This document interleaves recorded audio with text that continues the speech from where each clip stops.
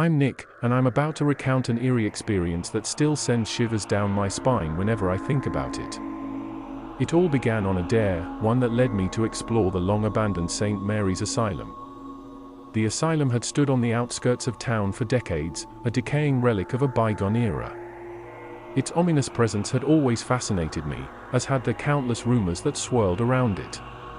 Some said it was haunted by the tormented souls of former patients, while others claimed it was a hotbed of paranormal activity. One evening, my friends and I gathered at a local diner, and the topic of the asylum inevitably came up.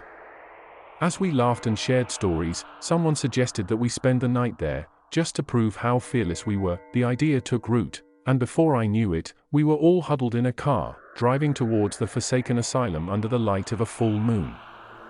We parked our car a safe distance away and trudged through the overgrown grounds towards the imposing building. The asylum loomed before us, a towering structure with broken windows and ivy-covered walls. The wind whispered through the trees, and an eerie silence hung in the air. The closer we got, the heavier the atmosphere became. We entered through a broken window, our flashlights cutting through the inky blackness. The place was a maze of crumbling hallways, peeling wallpaper, and discarded medical equipment. It felt like stepping into a nightmare. As we explored deeper, strange things began to happen. Our flashlights flickered and dimmed, despite having fresh batteries. We heard whispers in the shadows, faint cries that sent chills down our spines. We laughed it off at first, attributing it to our nerves, but then we found the patient records, scattered across the floor of a decaying office. As we leafed through the yellowed pages, we discovered a disturbing pattern.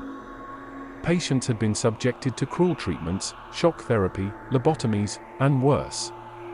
The place was a chamber of horrors. Suddenly, a distant scream pierced the air, echoing through the asylum.